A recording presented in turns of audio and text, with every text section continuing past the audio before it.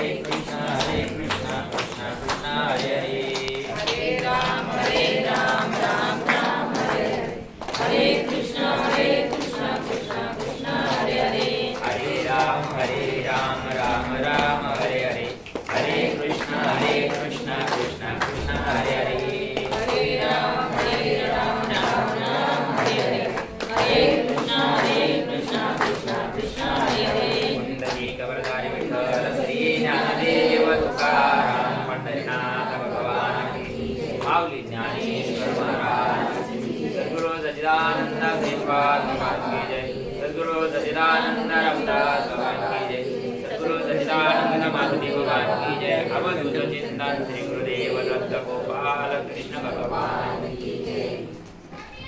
पातकांचे भार वैष्णव नाचती, रामकृष्ण गाती नामावळी, शालिवान शके 1511, विजय संवत्सरा फाल्गुन मास, उत्तम ही तिथी षष्ठी रविवार, प्रयाण साचार 2 प्रहरी, निळामने ऐसा नामाच्या गजरी, समाधी गोजिरी प्रतिष्ठानी।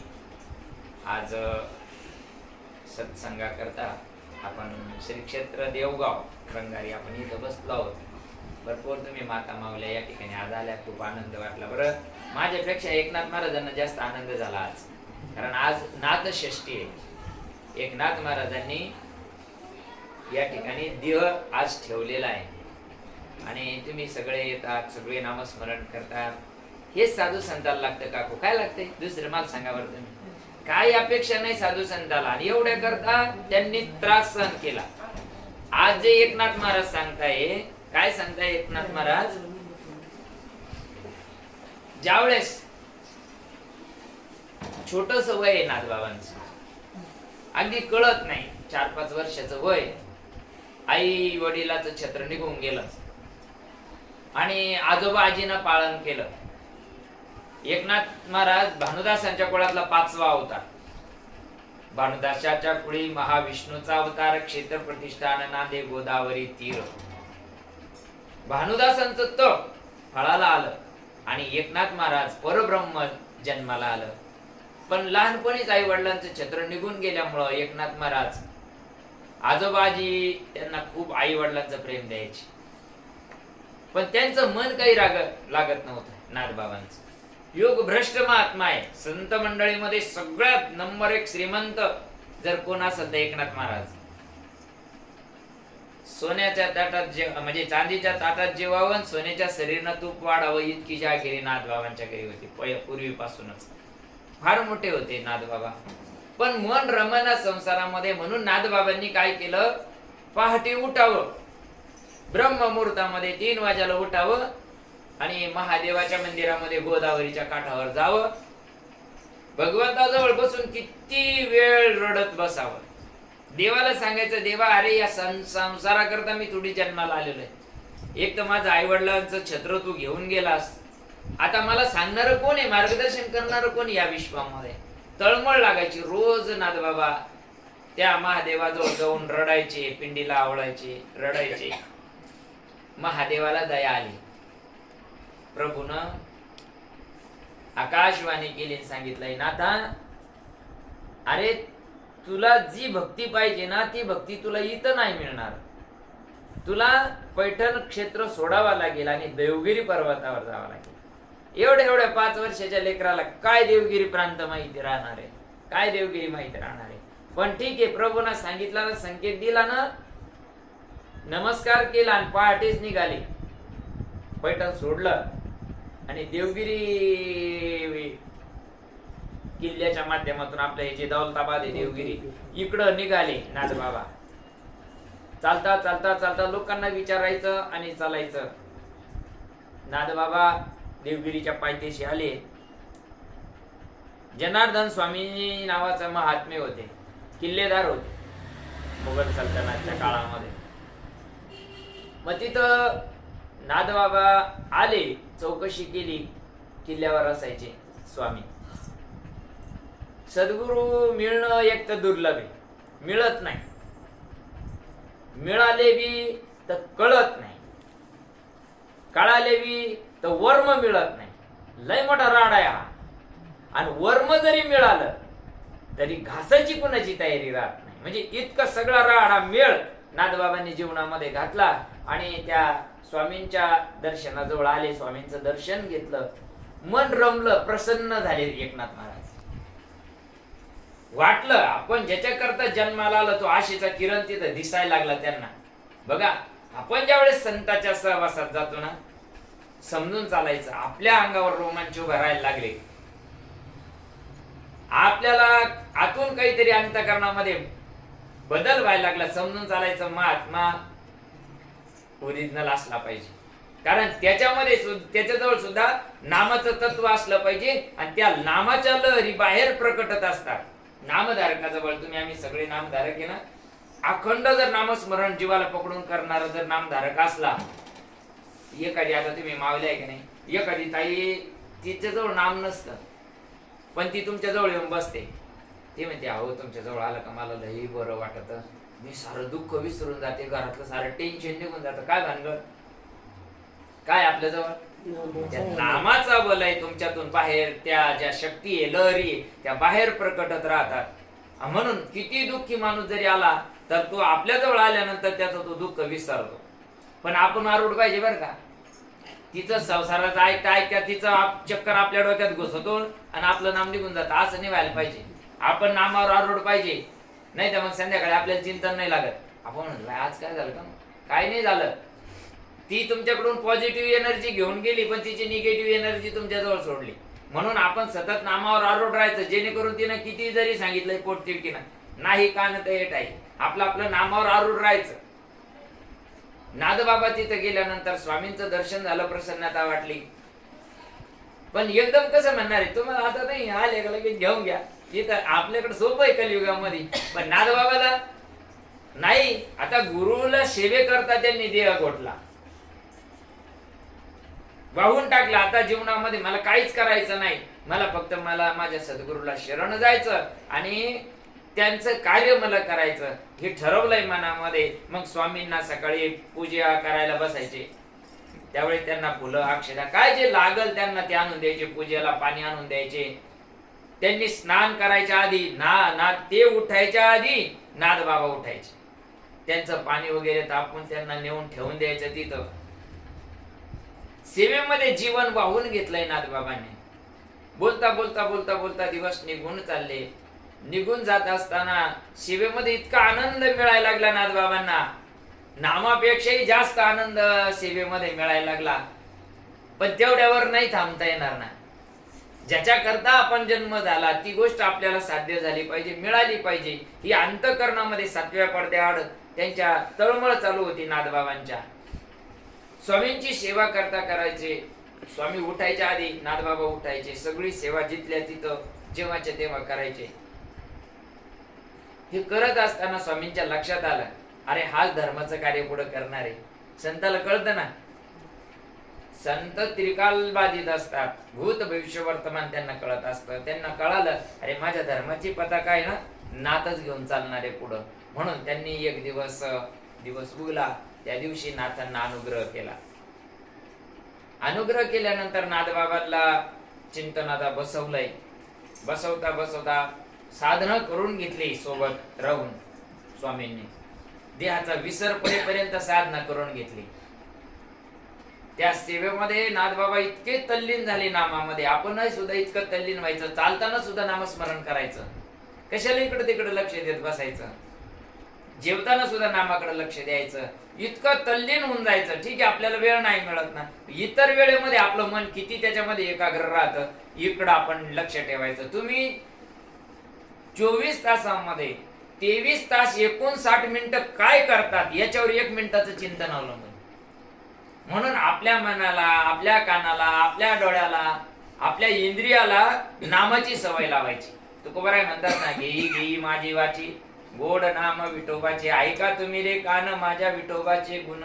हे सगळं सांगितलं. मनात येते धाव घेई राहे विठोबाच्या पायी. त्या मनाला विठोबाच्या पायावर, म्हणजे विठोबाची पाय कुठे आता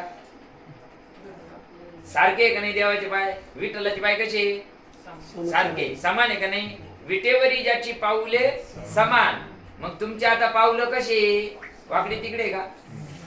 आपला श्वास एक आधी येतो मग एक दुसरा नंतर येतो का? समान आहे का नाही? तेथे माझी हरिव्रती राहो, तिथं आपलं लक्ष राहिलं पाहिजे. हे देवाचं चरण आहे. कोणतं? श्वास सारखा येतोय सारखा जातोय, त्याच्याकडे लक्ष ठेवायचं.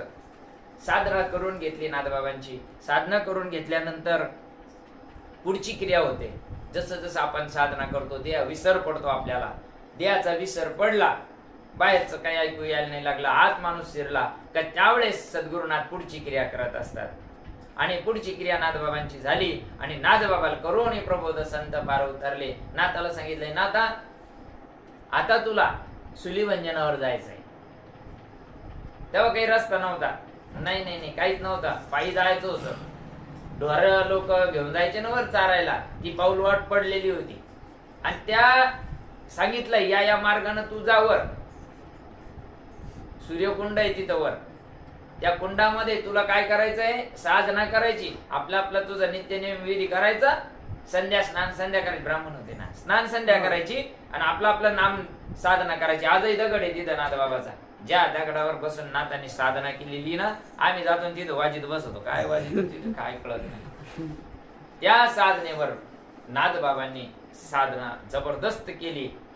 भगवान परमात्मा, तेव्हा काही नव्हतं, मंदिर नव्हतं, झाड नव्हतं, जोड नव्हतं. भगवान परमात्मा शेष स्वतः येऊन त्यांच्यावर कृपाछत्र धरलंय नाथबाबांच्यावर आणि परिपूर्ण स्वरूपाला पात्र झाले. पुढचं चिंतन करता करता स्वस्वरूपाला पात्र व्हायचं.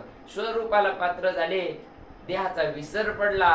पण नाथबाबांच्या मनामध्ये शंका उपस्थित झाली, मला सद्गुरू कधी भेटतील? आपल्यासारखे थोडी होतं, आलो आली नाही ना, तेव्हा काय खोल थोडी होती.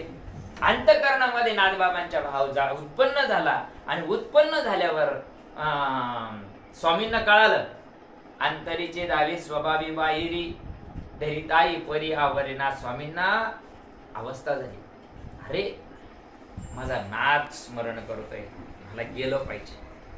स्वामी सुलीभंजनावर येतात. नाथबाबाला इतका आनंद झाला. अहो हे अंतरीचे दावे असतात बरं का. सद्गुरूला बोलायची गरज नसते. नाही नाही नाही नाही नाही, आपण नामस्मरण करा, आपण अंतर्मुख व्हा, आपल्याच जवळ येते.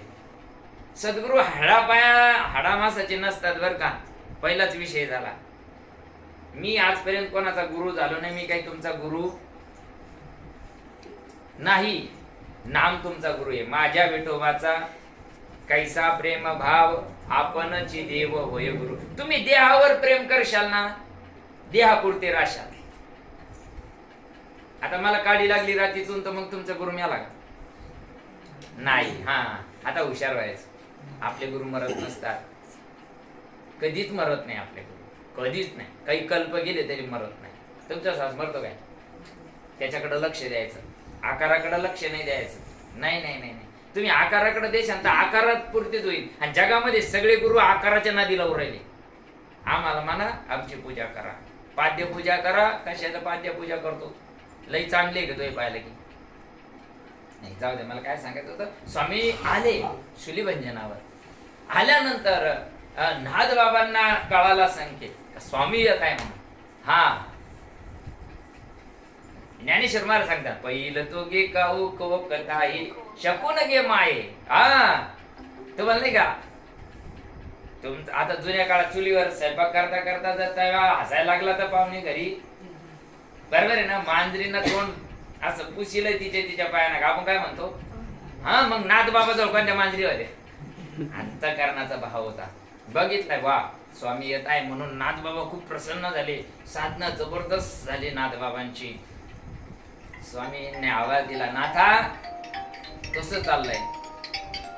नेत्रातून अश्रू धावायला लागल्या. बघा, ज्यावेळेस आपल्याला समजून घ्या, आपल्या समोर जर सद्गुरू जर आले तर नेत्रातून ऑटोमॅटिक अश्रू धावायला लागते. ऑटोमॅटिक सांगायची गरज. तुम्ही कुठेही राहा, शेतामध्ये जरी काम करत असले आणि तुमच्या नेत्रातून अश्रू धावायला लागल्या का समजून चालायचं आपल्यावर सद्गुरूंची पूर्ण कृपा व्हायला लागली. आपण शंका नाही करायची कोणत्या गोष्टीची. ऑटोमॅटिक कधी आपण नामस्मरणही करत नाही तरी आपल्या डोळ्यातून अश्रुधारा व्हायला लागल्या. समजून चालायचं आपल्यावर सद्गुरूची कृपा झाली. स्वामी जवळ आले, नाथांनी दर्शन घेतलं. पण नाथांच्या जीवनामध्ये थोडे एक शंका उपस्थित झाली. साधकांना शंका नाही घ्यायची असते, पण होते उत्पन्न, हरकत नाही. त्यांनी स्वामींना सांगितलं, प्रभू मी गहन चिंतन करतो, माझ्या हातामध्ये दुसरा काय धंदा इथं चुलीवंजनावर 3.5 घंट्याच्या माझ्या बैठकी आहे स्वामी, पण मला एकदा आपल्या सद्गुरूंनी दर्शन द्यावं. त्यांची सद्गुरू कोण? अवधूत दत्तात्रय. जनार्दन स्वामींची परंपरा अवधूत दत्तात्रयाची. तुमची आमची परंपरा तीच आहे अवधूत दत्तात्रयापासून.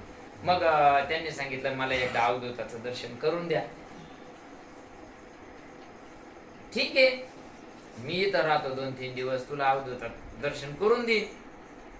किती चिंतन करायचं? लय चिंतन. 3.5 घंटेची बैठक होती की नाही?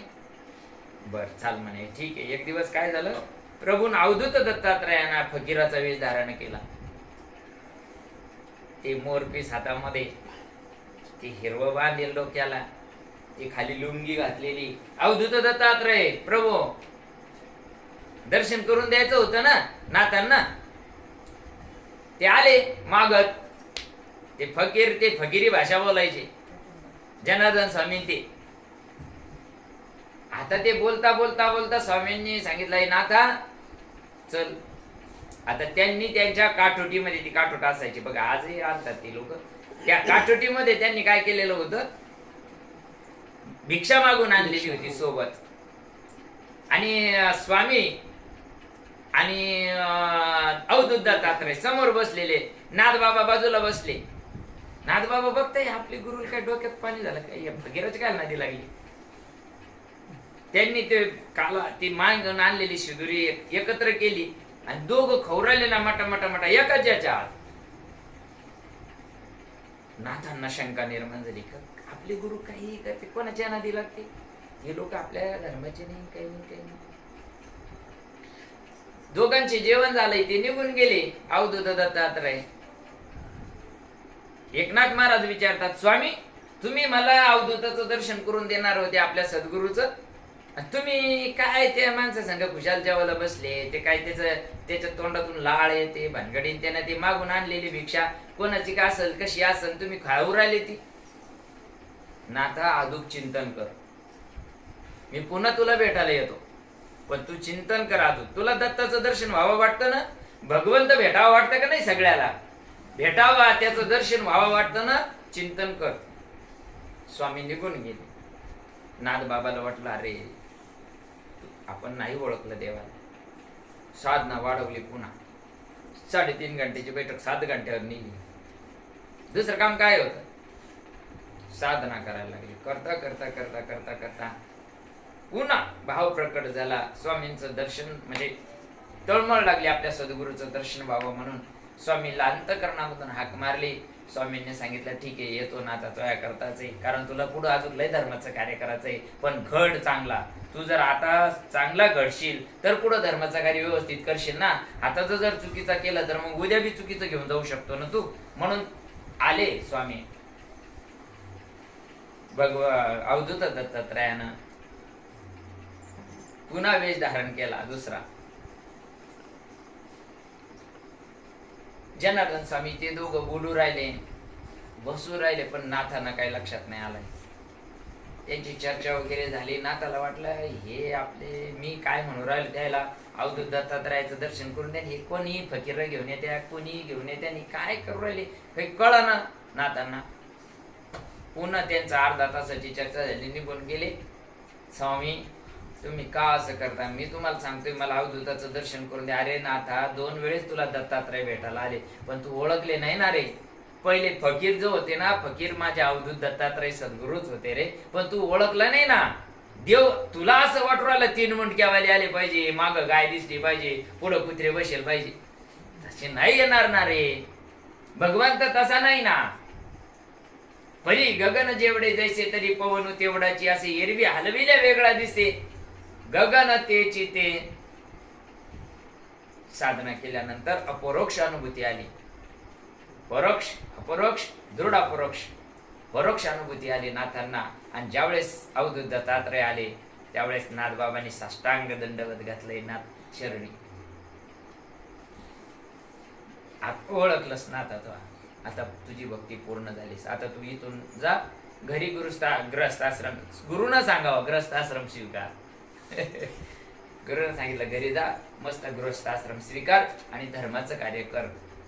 नाथबाबांनी इतकं धर्माचं कार्य केलं, इतका विरोध या परमार्थाला. माझं भाग्य चांगलं आहे हे तुम्ही सगळे माझ्या मारुती बाबांचे तुम्ही सगळे लेकरं. तुम्ही लय लवकर ते गोष्टी जाणून घेतल्या नाही तर लोक यायना बरं लागला काय नादी लागली त्याच्या अंगात देव येतो. ते भूमीच्याच लोकांना खाऊ थोडे असे लोकांचा विपरीत अर्थ या गोष्टीकडे पाहता. पण तुम्ही भाग्य चांगलं आहे, आज तुम्ही 25-30 ताई इथं जमल्या आणि चिंतन करता कायम.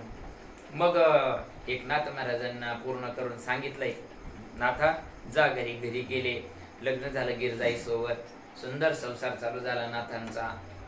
भागवतावर टीका झाली, भावार्थ रामायण तयार केलं नाथांनी. हे सगळं आणि नाथबाबा ह्या नामाचा विचार घेऊन महारवाड्यात जायचे. महारवाड्यामध्ये जाऊन ज्ञानेश्वरी सांगायचे लोकांना, अरे सगळ्याचा आत्मा एकच आहे रे, आत्म्याची भक्ती करा. धर्म या मड्याचा आहे. साळी माळी तेली कोळी कुंभार चंभार या चमड्याचा धर्म आहे. आपला धर्म सगळ्यांचा एकच आहे, आत्मा. आत्मा हा धर्म आहे आणि तुम्ही आत्म्याची भक्ती करा. लोकांना सण नाही झालं. नाथबाबा ब्राह्मण कुटुंबातले होते, सण नाही झालं, खूप त्रास झाला नाथबाबांना. पण नाथबाबांनी मार्ग सोडला नाही. माझ्या सद्गुरूचं सांगणं आहे धर्माचं कार्य कर.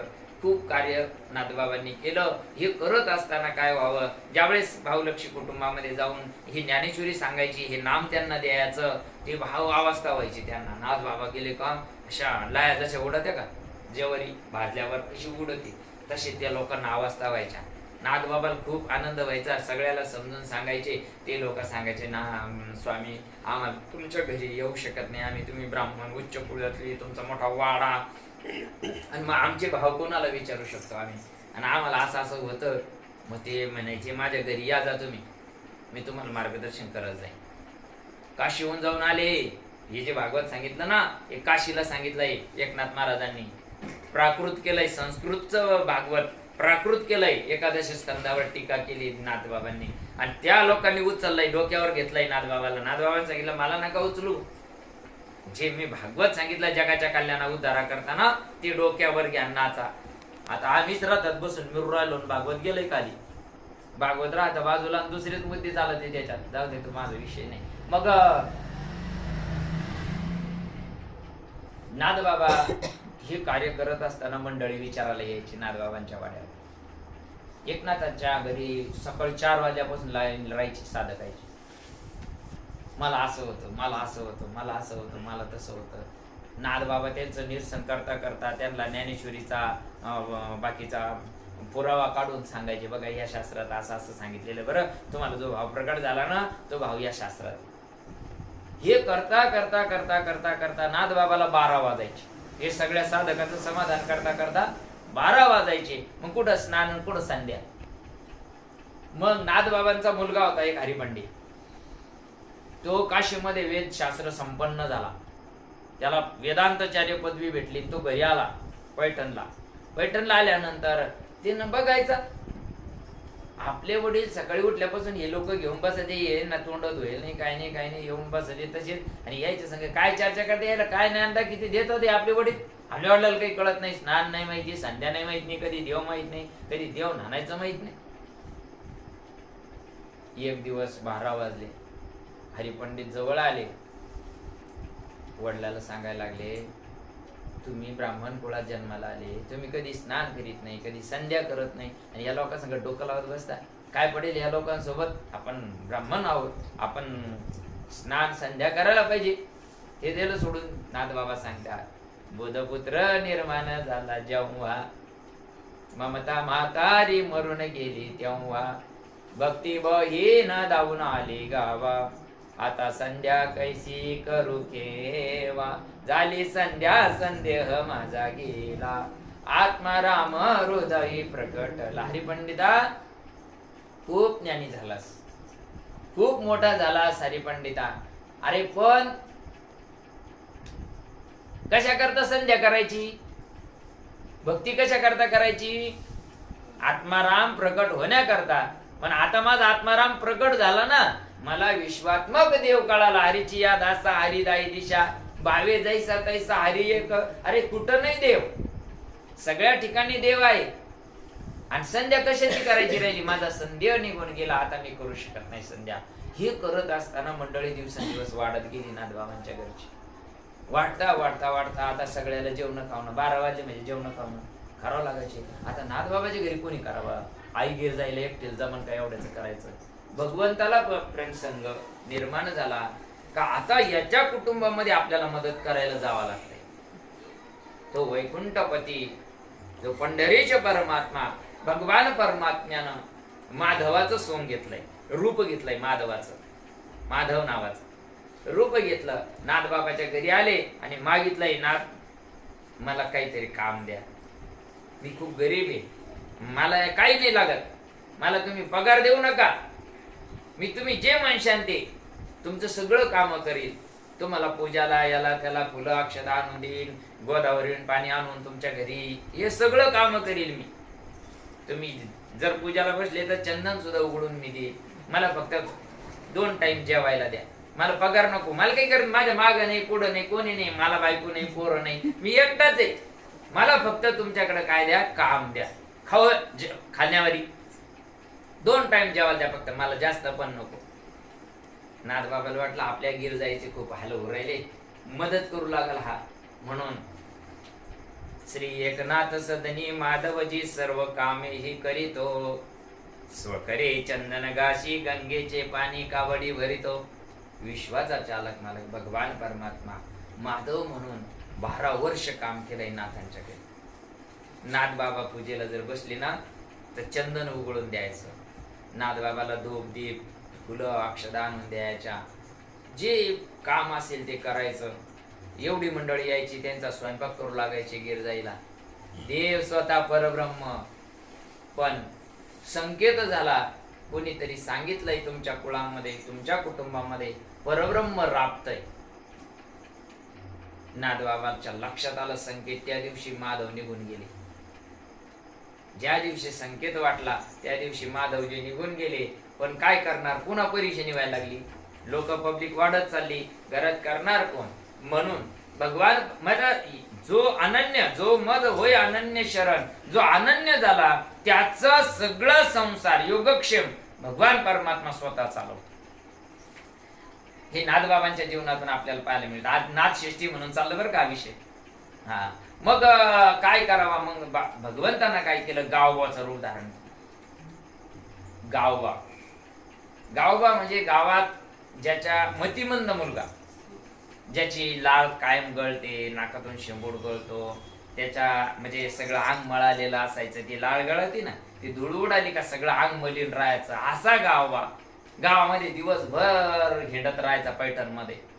पण 12 वाजेला आरतीचा टाइम झाला नाथबाबाच्या, का तो नाथबाबाच्या वाड्यावर यायचा आणि मागायचा मला जेवायला लागत. आरती झाली, देवाला नैवेद्य दाखवला का तो नैवेद्य गावाला खायला लागायचा, मला तो नैवेद्य लागत. तर नाथबाबा होते, ते साधना परफेक्ट झालेली होती. त्यांनी सांगितलं अरे चला आपलाच हा भगवंत आहे. म्हणून नाथबाबा 12 वर्ष गावानं तिथं कार्य केलंय. ते देवाचं नैवेद्य खायचे. एक दिवस काय झालं, एका वर्षी गुरुपौर्णिमा करायचं ठरवलंय नाथबाबानं. आपल्या गुरुला काहीतरी करायला पाहिजे ना, तसं करू नये बाया गुरु. नाथबाबाच्या डोक्यात विचार आलाय, नाथबाबांना प्लॅनिंग केली सगळी. गुरुपौर्णिमा करायची, सगळे कामगार लावून दिले कामाला. रथ पाठवलाय जनार्दन स्वामीला आणायला दौलताबादवर. माणसं गेले आणि सांगितलं स्वामी गुरुपौर्णिमेचा उत्सव करायचा आहे नाथबाबांना त्यांच्या वाड्यावर, तुम्हाला आमंत्रण आहे, आम्ही तुम्हाला न्यायला आलो. त्यांनी सांगितलं चालेल ना, काय हरकत नाही, येतो मी. बसले ना रथामध्ये, जनार्दन स्वामी बसले आणि रथ पैठण मध्ये आला. नाथबाबांनी इकडे षोडशोपचारी पूजा केली, धूप दीप नैवेद्य पंचामृत सगळं तयार केलं नाथबाबांनी. इतकी अगदी चांदीचे चौरंग, चांदीचे पाट बसायला, ते अत्तर वेगळे, उठणे वेगळे, सगळे ते. आता नाथबाबा श्रीमंत होते, त्यांना काय कमी होतं? एवढं सगळं षोडशोपचार, भरजरी वस्त्र गुरुला अर्पण करायचे. हे सगळं जेवढं काही त्यांच्या शास्त्रानं सांगितलं तेवढे सगळा पूजाविधी मांडून ठेवला. गच्च ताट गज भरून ठेवले. 56 भोगाचं अन्न गुरुला तयार करायला ठेवलंय. बसायला चांदीचा पलंग तयार करून ठेवलाय. घंगाळ, ज्या घंगाळात आंघोळ घालायचा तो चांदीचा घंगाळ, सोन्याचा लोटा, त्याच्यामध्ये त्या गुलाब अत्तर, ते सगळं आणून ठेवलंय तिथं. आणि जनार्दन स्वामी आले. नाथबाबांच्या घरी वाड्यावर चोपदार होते. चोपदार अवधूत दत्तात्रय चोपदारकी करायची. काय भक्त असेल, गुरुचे गुरु चोपदारकी करायचे. असं जीवन जगलं पाहिजे साधकानं. गुरुचे गुरु घरी येऊन राहिले पाहिजे. मग ज्यावेळेस वाड्यामध्ये स्वामी आत रथातून उतरले, आत चालले, द्वारपाल होते. द्वारपाल अवधूत दत्तात्रय जय हरी झाला द्यायचा. एकमेकाला नमस्कार केला. खाना खुणारा त्या साधू संतांच्या. या नाही डायरेक्ट नाही करीत. नाही नाही नाही नाही संत कळाला विकोट जन्माचं पुण्य लागत. इतकं सोपं नाही ते. नाही नाही नाही नाही बघा ना तुम्ही, फक्त खाना खुणा केल्या, नजरेला नजर भेटली अवधूत दत्तात्रयाची, जनार्दन स्वामींची. खाना खुणा झाल्या, तू मी पुढे चाला, मी येतो मागून. गेले स्वामी मध्ये. जनार्दन स्वामी गेले. पाहिला तो सगळा थाट नाथबाबाच्या वाड्यामध्ये.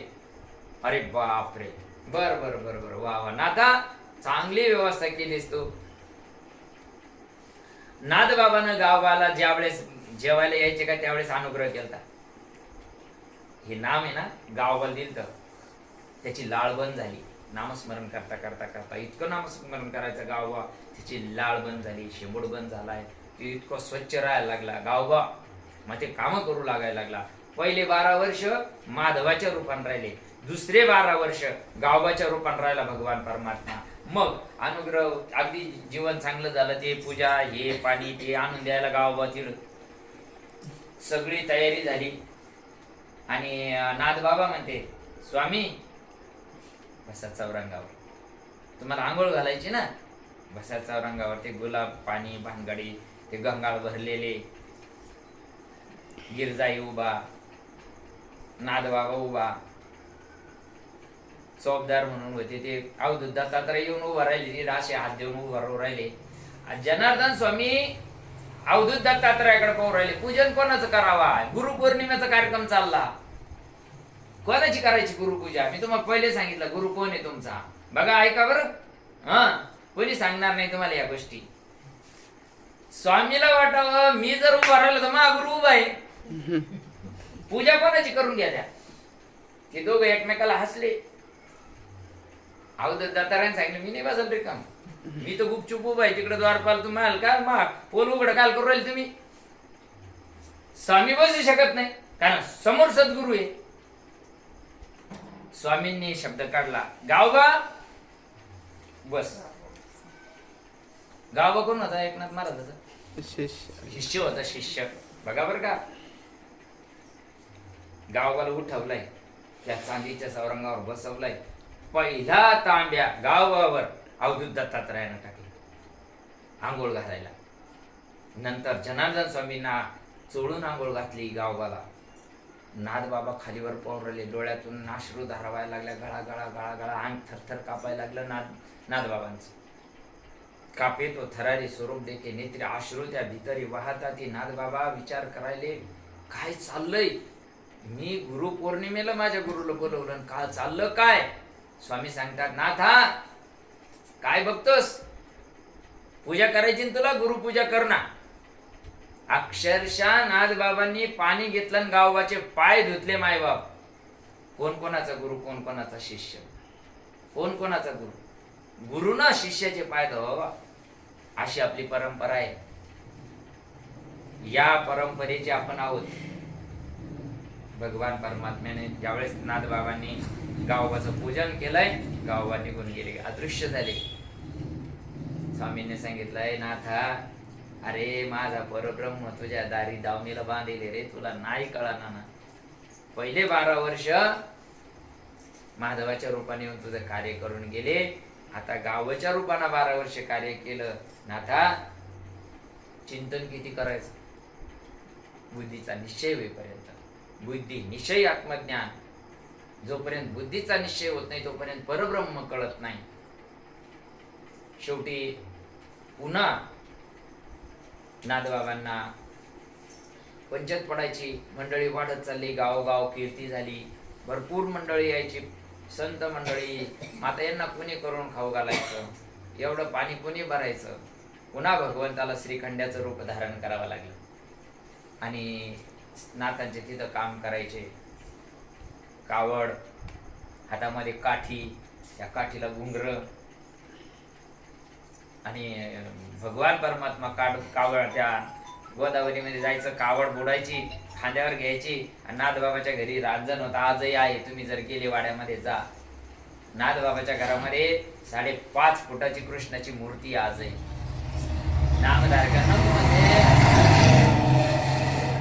नामधारक म्हणजे आम्हाला देवळात जावं वाटत नाही. काऊन नाही वाटत जायला? का नाही वाटत? जरी आत्माराम ओळखीचं झाला ना, जाणून नेन ते करी माझे मन तुझी प्रेम पुन्हा देवनिया, मग मी व्यवहारी असे न वर्तत. जग त्याला म्हणतंय ना. तुम्हाला देव अनुभवाला आला सत्याचे 101% खरा आहे. आपला श्वास फटाय का? ब्रह्म देऊन जरी म्हणला तुम्हाला तुमचा श्वास फटायचं, वाटत का पोटा गवळी? नाही ना. अरे तो आत्माच देव आहे. पण जगाला माहिती का तुम्ही? आता हा देव जगाला माहिती का? मग जगा करता ते करायचं. जगाला बरं वाटतं म्हणून करायचं, आपल्या अंतःकरणाला वाटतं म्हणून नाही करायचं. मग सगळं काम करायचं. भगवान परमात्मा ती काठी टिकीत जावा, घुंगराची ती कावड भरून आणावा आणि राजन भरावा. नाथांना सगळं काम पूजा अर्चा करू लागावं, स्वयंपाक सुद्धा करू लागावा. ह्या सगळ्या लोकांना जेव खाऊ घालावा लागायचं देवाला. हे सगळं करता करता करता करता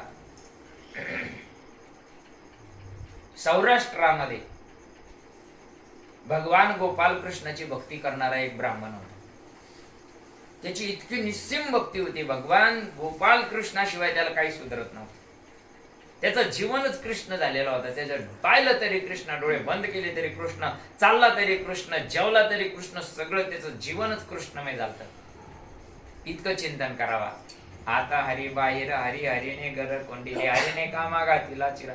इतकं चिंतन पाहिजे का आपल्याला सगळेच देव दिसायला पाहिजे. मग त्या ब्राह्मणाला वाटायचं आपण एवढी साधना केली आणि एवढी साधना करून आपल्या जीवनामध्ये ते भगवंताची मूर्ती असायची समोर आणि त्या भगवंताला मिठी मारायचे आणि रडायचे, देवा मला एकदा दर्शन दे. मला तुझं ते जे रूप आहे ना, मला तुला एकदा तुझं दर्शन घ्यायचं. म्हणून भगवान गोपाल कृष्ण त्याच्या स्वप्नामध्ये गेले. त्याला सांगितलंय, देवा तू गण भक्ती केलीस पण मी तुला आताही तर नाही भेटू शकत. माझा हल्ली मुक्काम दुसरीकडे आहे. तुला जर माझं दर्शन घ्यावं वाटत असेल तर तुला पैठण क्षेत्र, प्रतिष्ठानपूर होतं त्या काळात, आता पैठण झालं, प्रतिष्ठानपुरामध्ये एकनाथ म्हणून भक्त आहे आणि त्याच्या घरी मी आता काम करतोय आणि तुला तिथं येऊन माझं दर्शन होईल. तो माणूस सौराष्ट्रातून निघाला. दर कोस दर मुक्काम, मजल दर मजल करत ढुंडळीत ढुंडळीत ढुंडळीत ढुंडळीत ढुंडळीत तिथं आला. देवगिरी प्रांत होता आपला पहिले. देवगिरी प्रांतामध्ये प्रतिष्ठानपूर नावाचं नगर आहे आणि त्या नगरामध्ये तू गोदावरीच्या काठावर ये, तिथं मी तुला दर्शन देईन. तो निघाला. विचारत विचारत विचारत आला तिथं पैठण क्षेत्रामध्ये. एकनाथ महाराजांचा वाडा विचारला. तिथं आले. एकनाथ महाराज कुठे? एकनाथ महाराज नाथ गेले घरी, वाड्यात मध्ये गेले. त्यांनी सांगितलंय, एकनाथ महाराज मला तुमच्या तिथं गोपाल कृष्ण आहे आणि मला त्याचं दर्शन करावा. एकदा तरी मला त्या देवाचं दर्शन घ्यायचंय. त्याने सांगितलं, तू कसं बोलू राहिला? माझ्याकडे कुठं देव आहे तू मला विचारायला आलास? नाही म्हणे, तुमच्याकडं मला भगवान परमात्म्यानं, मी भगवंताचा परम भक्त आहे आणि मला भगवंतानं दृष्टांत देऊन सांगितला, तुला जर माझं दर्शन घ्यायचं असेल सगुण साकाराचं तर मी एकनाथाच्या घरी श्रीखंड्याच्या रूपानं आहे. म्हणून मी आलो, मला एकदा त्याचं दर्शन करवायचं आहे. इकडं श्रीखंड्यानं आदल्या दिवशी सांगितलंय, मला घरी गावाकडं लग्न आहे, मी चाललो, मला सुट्टी लागली. मी आता मला जाऊन यायचंय, बघूया जाऊन येतो. कालच म्हणजे उद्या तो बा मन यायचा, आजच देवानं त्यांच्याकडून माफी मागितली, निघून गेले ना. मी नंतर येतो तुमचं काम आटोपल्यावर. निघून गेला भगवान श्रीखंड्या. नाथ बाबा म्हणतात, अरे श्रीखंड्या तू तर कालच गेला कामाहून.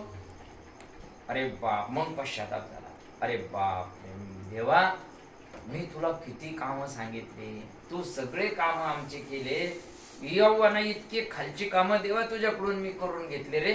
लोकांच्या पत्तरवाळ्या उचलल्या, त्या ते ताट तुझ्याकडून धुवून घेतले देवा.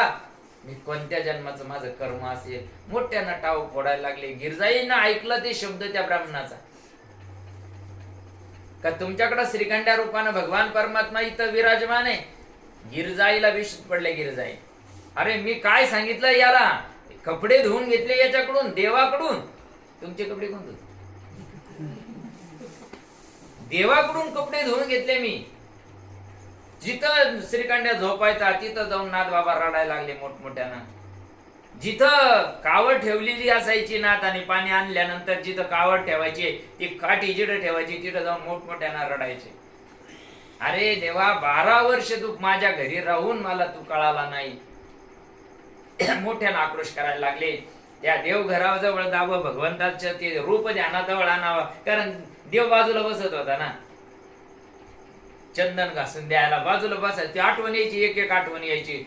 गिरजाई रडायला लागल्या, नाथबाबा रडायला लागले. त्यांनी सांगितलं, देवा अरे असं का केलंस? तू जर खराच माझ्या या पैठण नगरीमध्ये 12 वर्ष राहिला असेल तर तू मला दर्शन दे, तुझा काहीतरी प्रचिती मला दे. ज्यावेळेस त्या राजनामध्ये पाणी टाकायचे ना, असा शब्द निघाला राजन ओसंडून व्हायला लागला ऑटोमॅटिक. भगवंत आहे ते लक्षण आहे. नाथबाबांकडून चुकलाय देवा, मला काही कर पण एकदा तुझं दर्शन व्हायला पाहिजे, कारण एवढा भक्त तुझ्याला आम्हाला भगवान परमात्मा चतुर्भुज प्रकट झाले नाथांच्या घरी. आजही ती 5.5 फुटाची मूर्ती जशीच्या तशी नाथबाबांच्या वाड्यामध्ये चतुर्भुज प्रकट झाले. नाथांना आणि त्या ब्राह्मणाला दर्शन दिलं. ते नाथबाबा अवतार कार्य पूर्ण केलंय. ज्ञानोबारायांचं कार्य राहिलेलं होतं. ज्ञानोबारायांनी ज्ञानेश्वरी सांगितली, आणि ज्यावेळेस ज्ञानोबारायांनी ज्ञानेश्वरी सांगितली त्यावेळेस ज्ञानोबाराय ज्ञानोबा न राहता परिपूर्ण अवतार झाले कृष्णाचा, आणि त्या भावावस्थेत जाऊन ज्ञानेश्वरी सांगितली. पण काही ओव्या ज्या होत्या या कलियुगाला जास्त विनाश करणाऱ्या होत्या, म्हणजे त्याच्यात बरेच शोध सांगितलेले होते ज्ञानोबारायांनी. कारण ज्यावेळेस भाव प्रकट होतो ना, त्यावेळेस आता साधं आमच्या हे गोऱ्याताईला भाव प्रकट झाला, कळालं काय होत होतं? कळत नाही. ज्यावेळेस आपल्याला भाव प्रकट होतो ना, त्यावेळेस शब्द वळत नाही. आणि मग ज्यावेळेस नाथबाबांनी ज्ञानेश्वर महाराज नाथबाबांच्या स्वप्नात जाऊन सांगतात, नाथा तुला ज्ञानेश्वरी शुद्ध करायची, तुला आळंदीला यावं लागेल. एकनाथ महाराज पैठण सोडून आळंदी क्षेत्रामध्ये गेले. गेल्यानंतर प्रभूला विनंती केली, ज्ञानदादा मी आलो, पण तुमच्यापर्यंत येऊ कसा? संजीवन समाधी आजही ज्ञानोबारायांनी त्यांनी सांगितलंय, तो नंदी तो हलविला डवळा नंदी. डवळा नंदी, डवळा कुठं आहे? ती डवळा आहे. कोणता नंदी? हे सगळं आतला परमार्थ आहे. नामस्मरण करा, तुम्हाला ढवळा नंदी कळण. चिंतन करा. सांगितलंय तो ढवळा नंदी हलत तिथून खाली विवरेमध्ये नाथबाबांनी हलवला नंदी. आत गेले. आत गेल्यानंतर ज्ञानेश्वर महाराजांचं आणि नाथबाबांचं संभाषण झालं. सांगितलं ह्या ओव्या काढून टाक म्हणून. त्या खाली ज्ञानेश्वरीच्या खाली शेवटी शुद्ध केली ज्ञानेश्वरी. अशा ओव्या आहेत खाली शुद्ध ओव्या, म्हणजे त्या ओव्या काढून टाकल्या. नाथबाबांनी प्रति ओव्या त्याच्यामध्ये तयार करून टाकल्या. अवतार कार्य पूर्ण झालं. आणि अवतार कार्य पूर्ण झाल्यानंतर नाथबाबाला कळून चुकलं का आपल्याला देह ठेवायचा आहे. तो दिवस फाल्गुन शुद्ध फाल्गुन वद्य षष्ठी आजचा दिवस. आजच्या दिवशी नाथबाबांनी देह अनंतामध्ये विलीन केला. कोणाचाही देह ठेवायचा नसतो. कोणाचा देह राहिला? रामाचा नाही राहिला, कृष्णाचा नाही राहिला, तुमचा आमचा पण राहणार नाही. पण देह ठेवायच्या आधी ती क्रिया करून घ्या. मरणाआधी राहिलो मरून. सगळे वैष्णव जमा झाले फाल्गुन वद्य षष्टीच्या दिवशी. गोदावरी दोन्ही तिऱ्या गच्च भरले वैष्णवांनी. नामाचा गजर चाललेला आहे. आता इतिहास लय मोठा आहे, मला पुन्हा माया मागे लय मोठी राडे लागते, मी बोलत नाही तो, मला तो बोलायचा पण नाही. साधू संतांची जीवन नाही कळत लोकांना, नाही कळाले ज्ञानोबा, नाही कळाले तुकोबा, नाही कळाले आमचे नाथबाबा, नाही कळू शकत या लोकांना. नाही, बाह्य अंगाचा परमार्थ करणाऱ्याला अंतरंग कळत नसतो. आम्ही हजारदा सांगतो, जिला लेकरं झाले नाही का तीच लई लेकराबद्दल उड्या मारते.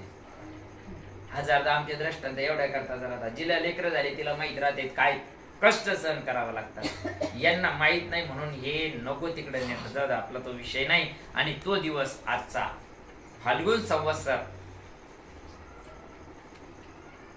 षष्टी रविवार होता. रविवार नाथबाबांनी ज्या दिवशी देह ठेवला त्या दिवशी देह ठेवला, समाधिस्थ नाथबाबा झाले.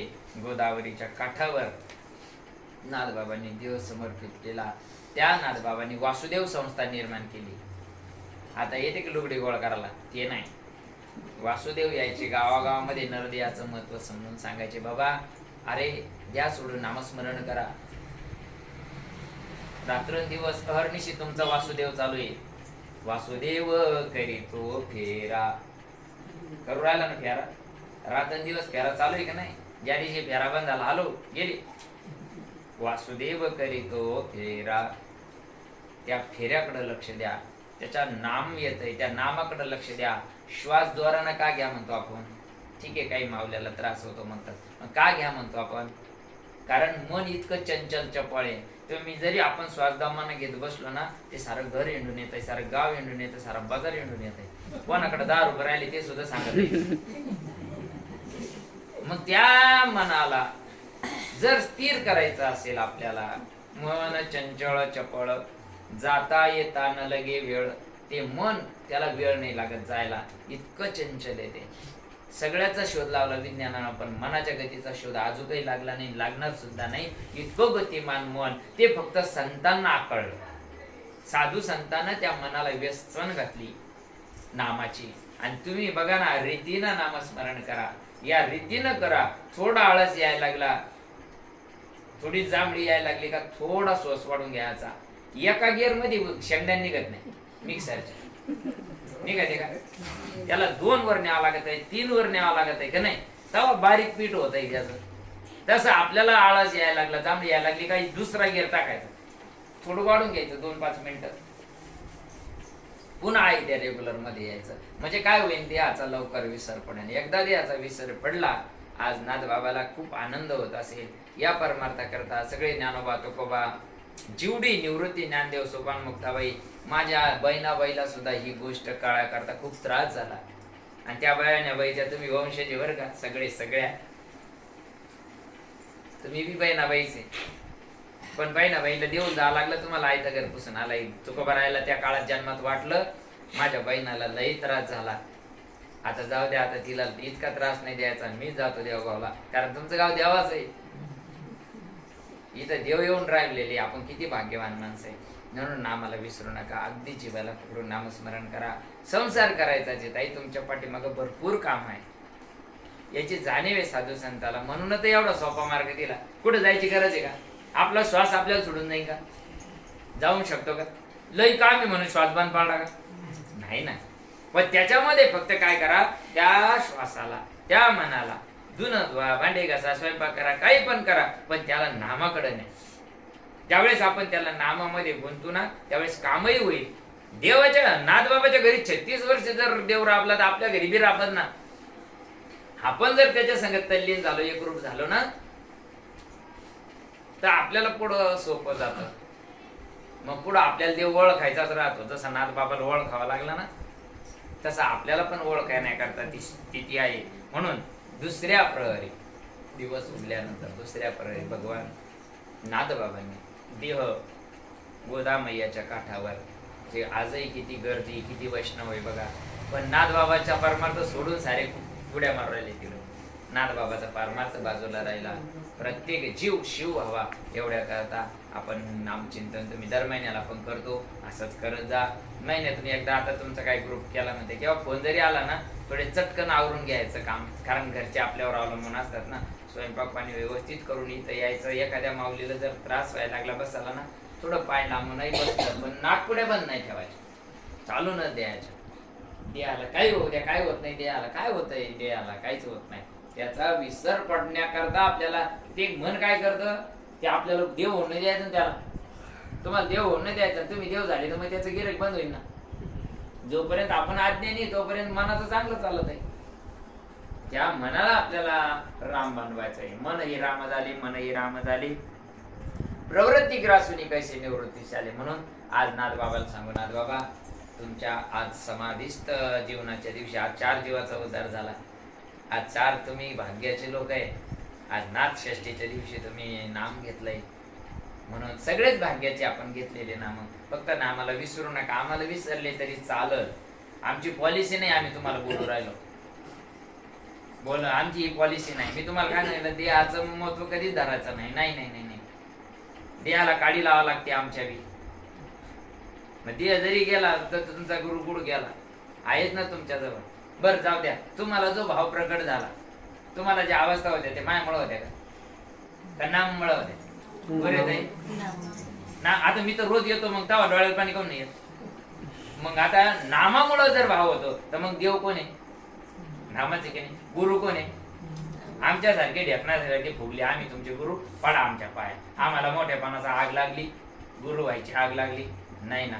नामच देव आहे. देहावरचं ममत्व ठीक आहे. तुम्हाला ज्या दिवशी आडी अडचण आली, कोणत्याही माईला कधी अडचण येऊ द्या, अर्ध्या रात्री तुम्ही 2ला जरी फोन लावला तर तुमच्या प्रश्नाचं उत्तर मी देईन. कारण मी बी तुमच्यासारखा सद्गुरूचा दास आहे. त्यांनी मला फक्त हे भोकायचा धंदा लावून दिला, म्हणून मला ते करायचं. मी तुमच्यातलाच आहे. फक्त आता हे सर जसे मॉनिटर करतात ना वर्गात, मॉनिटर कोणाला केलं जातं? जी ज्यादा फड्या करतं का, ती ज्यादाच धिंगाणा घालतं का, त्याला मॉनिटर करावं लागतं. मी तसं केलंय आपल्या सद्गुरूंनी, मारुती बाबांनी, का तू यायचा मॉनिटर होय. म्हणून देहावरच प्रेम संपणार आहे. तुम्ही आता मावल्या आहे सगळ्या, 2 मिनिटात सेवा संपवितो. तुमच्या मालकावर लय प्रेम आहे, तुम्ही दाखवू शकता का? नाही दाखवता येत ना. समजा एखाद्या ताईचा मालक रोज तिला शा देतो, रोज तिला मारतो, मग तिचं त्याच्यावर प्रेम नाही का? ती वाट पाहत नाही का? ती सकाळी शा देऊन जरी गेला तरी ती माहिती काहून नाही आले का, मग याला फोन लावीन, त्याला फोन लावीन, काहून? तसं आहे, न दाखवता येणारी गोष्ट आहे. तसं नामावरचं प्रेम अगदी जीवाला पकडून करा. नामाला विसरू नका. अगदी पुटू पुटू पुटू पुटू दिवसभर आवडीने नाम बोका म्हणे जनार्दने. का एकनाथ महाराज सांगतात, आवडीनं म्हणा ना दिवसभर, आवडीनं त्याला मनानं करायचं. ज्यावेळेस चिंतनाला बसलो त्यावेळेस म्हणत नाही बसायचं, त्याला ते उलट सुलट होत. त्याला म्हणत नाही बसायचं चिंतनाला बसल्यानंतर. फक्त श्वास बारीक चालू द्यायचा, घ्यायचा सोडायचा, घ्यायचा सोडायचा, घ्यायचा सोडायचा, याचा विसर पडून जाईल. झालेलं बा पुष्प सद्गुरू सच्चिदानंद मारुती बाबांच्या चरणी समर्पित करूया. नाथबाबांच्या चरणी समर्पित करूया. नाथबाबा खूप जवळ आले आपल्या. देवगिरी काही लांब आहे का, शुद्धीभंजन काही लांब आहे का, पण त्याला लोक विनमुख आहे त्या परमार्थाला. पण आज नाथबाबाला सांगूया, नाथबाबा आम्हाला चांगली शक्ती, बुद्धी, भाव द्या. नामावरचं प्रेम आमचं वाढू द्या. कुठल्याही क्षणामध्ये, सुखामध्ये, दुःखामध्ये नामावरचं प्रेम आमचं कमी होऊ नका देव.